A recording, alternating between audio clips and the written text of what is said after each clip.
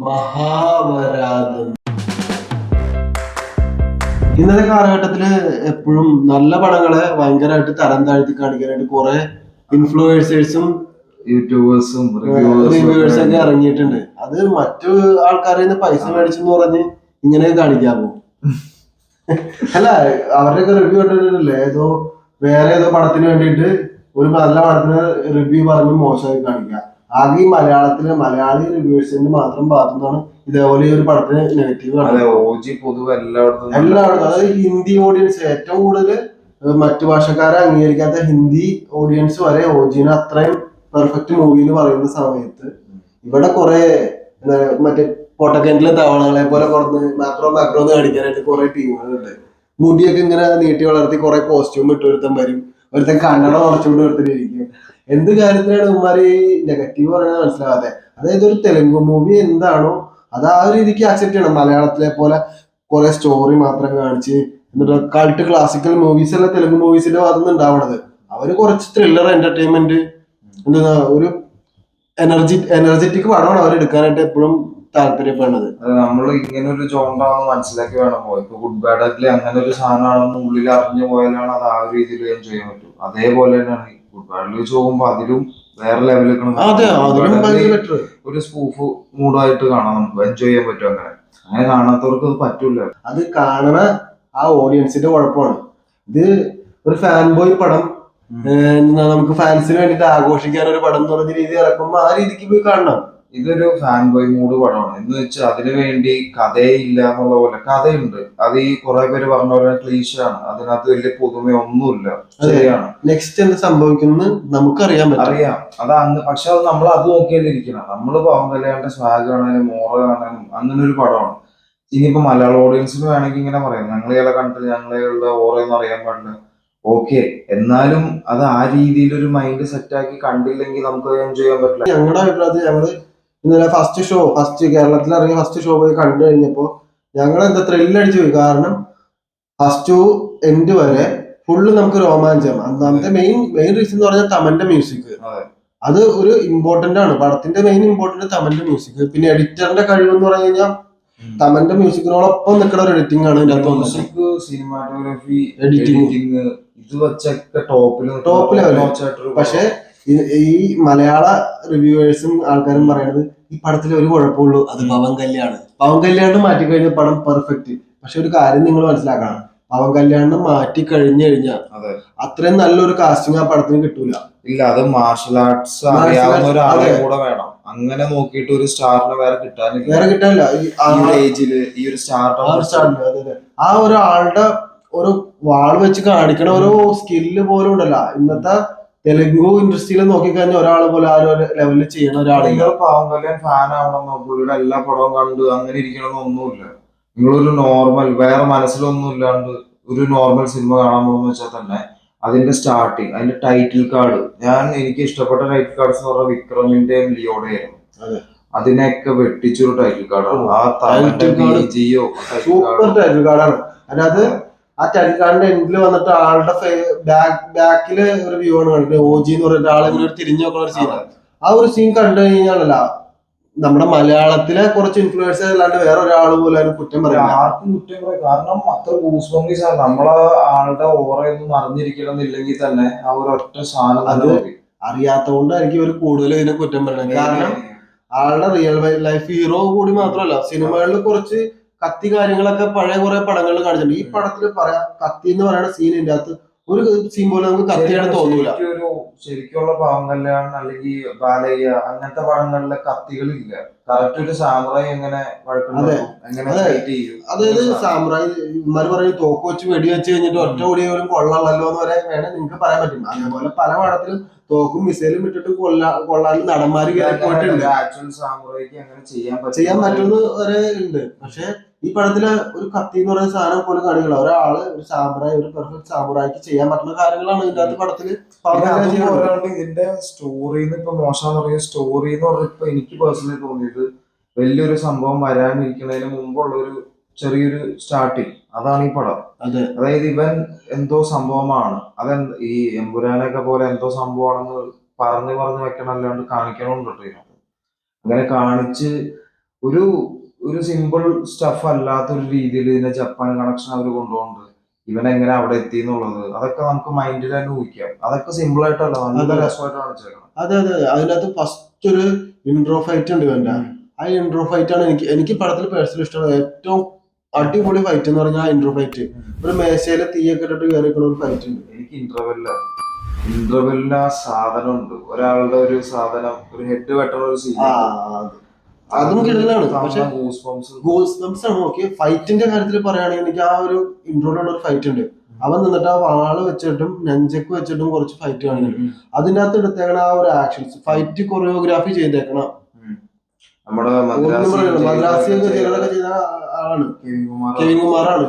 പക്ഷെ കെവിൻ കുമാർ ഇനി നോക്കിക്കോ, അൻപറിവിനിലെ എല്ലാവരെക്കാളും ഭയങ്കര ടോപ്പിൽ ലെവലിൽ പോകേണ്ട ഒരു ഫൈറ്റ് കൊറിയോഗ്രാഫിയാണ് ആള് ചെയ്തത്. കാരണം ജസ്റ്റ് അങ്ങോട്ടും വീഡിയോ കൊടുക്കണമെന്നല്ല, ഒരു മീനിങ് ഉണ്ട് അതിന്, ആ ഫൈറ്റിന് തന്നെ ഒരു സ്റ്റോറി ഉണ്ട്. അതെ, അങ്ങനെ ഭയങ്കര രസമായിട്ട് എടുത്തത്. ശരിക്കും ഐ ഡോണ്ട് നോ എന്താണ് മൊത്തത്തില് ഇവിടെ നെഗറ്റീവ്. ഇവിടെ മാത്രമുള്ളൂ നെഗറ്റീവ്. അതിന് കാരണം എനിക്ക് തോന്നുന്നത് മലയാളികൾക്ക് മൊത്തത്തിൽ പവൻ കല്യാണം താല്പര്യമില്ല. അപ്പൊ ആളുടെ നല്ല പടത്തിന് നല്ലത് പറഞ്ഞു കഴിഞ്ഞാൽ ആരും അത് പറയില്ല, നെഗറ്റീവ് പറഞ്ഞു കഴിഞ്ഞാൽ ആൾക്കാർ അതിന്റെ ഇടയിൽ കുറെ കമന്റ് ഇടും, സപ്പോർട്ട് കിട്ടും.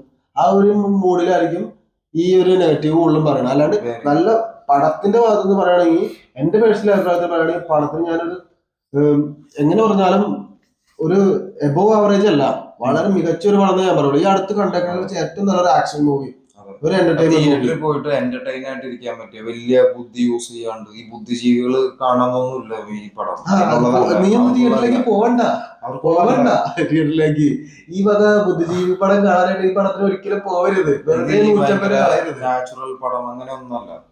ഇപ്പൊ എന്താ പറയുക, എനിക്ക് കണ്ടപ്പോ തോന്നി ഇതാണ് ആക്ച്വലി ലോകേഷ് കൂലിയിൽ പ്രോമിസ് ചെയ്ത പടം. അതെ അതെ അതെ അതെ, ലോകേഷ് വിചാരിച്ച സാധനം കറക്റ്റ് ആയിട്ട് സുജീത് ലോകേഷിന്റെ ഭയങ്കര ഒരു കുത്തക പോലത്തെ ഒരു ഐറ്റം ആയിരുന്നു. അവിടെയും ഇവിടെയും ഇൻസിഡൻസ് നടക്കണം ഒരുമിച്ച് ചെയ്ത് കാണിക്കുക. അതില് ഭയങ്കര മാസ്റ്റർ ആയിരുന്നു ലോകേഷ്. കൂലിയിൽ അത് ശ്രമിച്ചിട്ടുണ്ടോ വർക്കായിട്ടില്ല, പക്ഷെ ഇതില് ഒരു സംഭവം ഉണ്ട്, അത് ഭയങ്കരമായിട്ട് നമുക്ക് വർക്കാവുന്നുണ്ട്. ഒരേ സമയം അവിടെ ഇവിടെയാണ് അത് മാച്ച് കട്ട് ചെയ്താണ് കാണിച്ചേക്കണം, കറക്റ്റ് മാച്ച് ചെയ്ത് കാണിച്ചു വെച്ചേക്കണം. ഭയങ്കര രസമായിട്ടുണ്ട്. അതുപോലെ ഒരുപാട് സാധനങ്ങളുണ്ട് പറയാൻ പോയാൽ പറഞ്ഞു പോകും. പിന്നെ അതിന്റെ അത് കിടിലൻ ഒരു സീൻ എനിക്ക് വേറെ ഇഷ്ടപ്പെട്ടത് ജോണി എന്ന് പറയുന്ന സീൻ ഉണ്ട്. അതെല്ലാവർക്കും അതായത് നമുക്ക് പവൻ കല്യാണിന്റെ പടങ്ങൾ പഴയത് കണ്ടിട്ടുള്ള ആർക്കും ഒരു ഗൂസ് ബംസ് തന്നെ ഒരു സീനാണ്. സാധനമാണ്. അതായത് റെട്രോ സോങ് യൂസ് ചെയ്തിട്ടുണ്ട് അതിനകത്ത്. അത് ആവശ്യമില്ലാണ്ടല്ല, അത് പുള്ളിയുടെ തന്നെ ട്രാവലിംഗ് സോൾജർ എന്ന് പറഞ്ഞ ഒരു അടിപ്പ സാധനമുണ്ട്.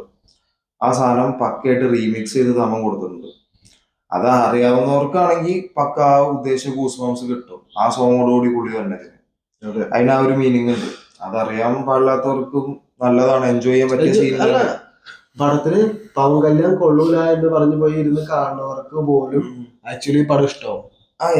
ഓക്കെ, ഇതിനകത്ത് സ്റ്റോറി ഇല്ല, പക്ഷെ ബോറിംഗ് ആയി തോന്നൂല. അതെന്താണ് ചിലവര് ബോറായി തോന്നിയെന്ന് പറഞ്ഞു, ലാഗായി തോന്നുന്നു, അങ്ങനെയൊന്നും ഇല്ല. ചില എലിവേഷൻ സീൻസ് ഉണ്ട്, അത് മാത്രം കണ്ട് നമുക്ക് ലാഗ് അടിക്കാണ്ട് പോവാം. ചില മറ്റേ യൂട്യൂബേഴ്സ് പറയാനായിട്ട് മഹാപരാധം, ഇതിന്റെ അകത്ത് എന്താണ് മഹാപരാധം എന്നുള്ളത് കൂടി അവർ ആ വീഡിയോയിൽ പ്രത്യേകിച്ച് പറയണമായിരുന്നു. പവൻ കല്യാണിന്റെ ഇതിനു മുമ്പ് ഇറങ്ങിയ സിനിമയുണ്ട് ഗീരാജമല്ലോ, അതെല്ലാരും മോശം പറഞ്ഞു. അതെ, മോശം, വളരെ വൃത്തിയായിട്ടാണോ, പക്ഷെ അതല്ല. ഇതിനകത്ത് കാര്യമുണ്ട്. ഇതിനകത്ത് പുള്ളി എന്നുള്ള സ്റ്റാറിനെ യൂസ് ചെയ്യുന്നുണ്ട്, പുള്ളി എന്നുള്ള മാർഷൽ ആർട്ടിസ്റ്റിനെ യൂസ് ചെയ്യുന്നുണ്ട്, ഇവൻ ആക്ടർ വരെ യൂസ് ചെയ്തിട്ടുണ്ട്.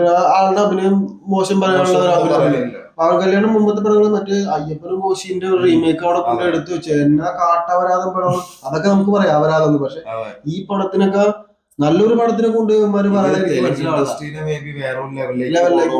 അതിന്റെ ആ ടെക്നിക്കാലിറ്റി തന്നെ ഉണ്ട്. അതിന്റെ ടെക്നിക്കൽ സൈഡ് അത്രയും ബ്രില്യന്റ് ആയിരുന്നു. എടാ, നിങ്ങളെല്ലാവരും ഇരുന്ന് ഇങ്ങനെ നെഗറ്റീവ് പറഞ്ഞു കഴിഞ്ഞിട്ട് ഒരു കാര്യമില്ല. ജസ്റ്റ് ഒന്ന് ഇൻസ്റ്റാഗ്രാം ഒന്ന് സ്ക്രോൾ ചെയ്ത് നോക്ക്. ആ ആന്ധ്രാപ്രദേശിലും തെലങ്കാനയിലും പടം ഭയങ്കര ഹിറ്റാണ്. അവിടെ അവര് കാത്തിരുന്ന ഒരു പടം മൂഡ്. ഇവരുടെ മൂഡ് എന്ന് പറഞ്ഞാൽ ഇവര് ഇവിടെ 4 പേര് കാണുന്നിടത്ത് സാധനം ഇട്ട് കഴിഞ്ഞാൽ പടം താഴെ പോയി. പടത്തില് ഇന്ത്യൻ ഇൻഡസ്ട്രിയും അല്ല, കേരളത്തിൽ അവർക്ക് കുഴപ്പമില്ല. കേരളത്തിൽ നിന്ന് കണക്ഷൻ പ്രതീക്ഷിക്കില്ല. അതുകൊണ്ട് മലയാളത്തിൽ പോലും അവർ ഇറക്കിയിട്ടില്ല. പുഷ്പ 2 കൂടുതലും നെഗറ്റിവിറ്റി കേരളത്തിൽ നിന്നാണ് ബാധിച്ചില്ല. പുഷ്പ 2 ഞങ്ങൾക്ക് ഇഷ്ടമായ പടമായിരുന്നു. എനിക്കിഷ്ടമില്ല. എനിക്ക് പുഷ്പ 2 ഇഷ്ടമല്ല, കാര്യം പറയാം. കാരണം ഞാൻ ഇതും അതെ, പുഷ്പ 2 ആ ഒരു മൈൻഡിൽ തന്നെ ഒന്നും തലേ കൊണ്ടുപോകാണ്ട് എനിക്ക് ഫസ്റ്റിന്റെ തലച്ചോറ് അയച്ചു വെക്കില്ല. ഫസ്റ്റിന്റെ ഒരു ഇത് പ്രതീക്ഷിച്ചാ ഞാൻ പോയത്. ആ ഒരു ലെവലിൽ വരും എനിക്ക് ഫസ്റ്റിന്റെ ഇരട്ടി ഇഷ്ടമായി പുഷ്പ 2.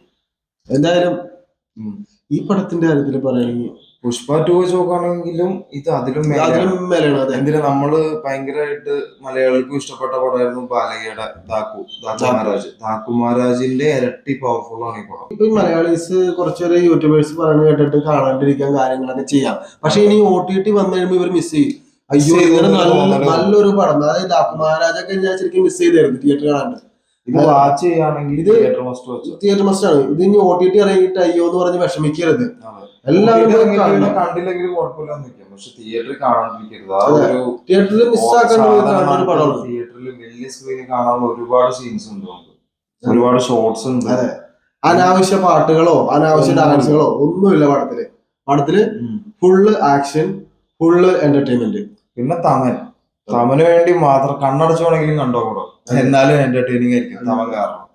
അതായത് നമുക്കൊരു ചെറിയ സീനിൽ പോലും പുള്ളിയുടെ മ്യൂസിക് നമ്മളെ ഹൈയിലെത്തിക്കും. ചെറിയ സിമ്പിൾ സാധനമായിരിക്കും, സിമ്പിള് ഇപ്പൊ ജസ്റ്റ് നോട്ടം മാത്രമായിരിക്കും, അതും വലിയ സ്വാഗില്ലാത്തൊരു സിമ്പിൾ നോട്ടം വരെ ആയിരിക്കാം. ബട്ട് സ്റ്റിൽ തമന്റെ മ്യൂസിക് അത് വേറെ ലെവലിലേക്ക് എലിവേറ്റ് ചെയ്യുന്നുണ്ട്. പിന്നെ ഇതൊരു സിനിമാറ്റിക് യൂണിവേഴ്സിന്റെ തുടക്കമാണോ എന്ന് വരെ തുടക്കമാണ്. പടം കണ്ടില്ലേ ആണോന്ന് വരെ അല്ല അത് പടം ഇറങ്ങുന്നതിന് മുമ്പ് സുജിത്ത് പറഞ്ഞിട്ടുണ്ടായിരുന്നു. അത് ഇപ്പൊ നമ്മളിവിടെ ലോകേഷ് ചെയ്യണ പോലെ തന്നെ ഒരു പരിപാടി ആയിരിക്കും അവരവിടെ കൊണ്ടുവരാൻ ഉദ്ദേശിച്ചത്. അതെ, അതിന്റെ പ്രൊഡ്യൂസേഴ്സ് ഓൾറെഡി ഒരു പോസ്റ്റ് ഇട്ടതില് SCU എന്നൊരു സാധനം ഉണ്ടായി. അതായത് സുജി സിനിമാറ്റിക് യൂണിവേഴ്സ്, അതോ സാഹു സിനിമാറ്റിക് യൂണിവേഴ്സ് എന്ന് പറയാം. ഇപ്പൊ സാഹുവില് ഇവിടെ ഒരു കണക്ഷൻ കൊടുത്തിട്ടുണ്ട്. അതാ പറഞ്ഞു, ഇതൊരു സ്റ്റാർട്ടിങ് മാത്രമാണ്, വലുത് വരാനുണ്ട് ഉള്ള മൂടുള്ള പടമാണ്. പക്ഷെ അങ്ങനെ അല്ലെങ്കിലും ഇത് എൻജോയ് ചെയ്യാൻ പറ്റിയ പടമാണ്. വേറെ ആരും കേൾക്കണ്ട, ഇപ്പൊ ഞങ്ങളുടെ കേട്ട് പടം നല്ലതാന്ന് ഇരിക്കാൻ വേണ്ട, മോശം ആൾക്കാരുടെ മോശമാണെന്ന് പറയാൻ കേട്ട് മോശമാണെന്ന് വിചാരിക്കണ്ട. കണ്ടു നോക്കുക, നിങ്ങൾക്ക് സമയം ഉണ്ടെങ്കിൽ പൈസ ഉണ്ടെങ്കിൽ കണ്ടു നോക്കുക. ഡിസപ്പോയിന്റ് ആവാൻ ചാൻസ് കുറവാന്നാണ് ഞങ്ങളുടെ വിശ്വാസം. അല്ല കുറവല്ല, ഡിസപ്പോയിന്റ് ആവില്ല, അത് കൺഫേം ആണ്. കാരണം ഞാൻ നേരത്തെ പറഞ്ഞു, നിങ്ങൾ പോകരുത്, മറ്റേ ടൈപ്പ് ആൾക്കാർ പോകരുത്, നന്മമരം കളിക്കാൻ പോകുന്ന ആൾക്കാർ പോകരുത്, നാച്ചുറൽ പിടിക്കാൻ പ്രകൃതി പിടിക്കുന്നവർ പോകരുത് ഒരിക്കലും. തിയേറ്ററിൽ എൻജോയ് ചെയ്യാൻ പറ്റിയ, നമ്മള് പണ്ടൊക്കെ പടങ്ങൾ എൻജോയ് ചെയ്യുന്നു, പേപ്പറൊക്കെ വലിച്ചെറിഞ്ഞ്.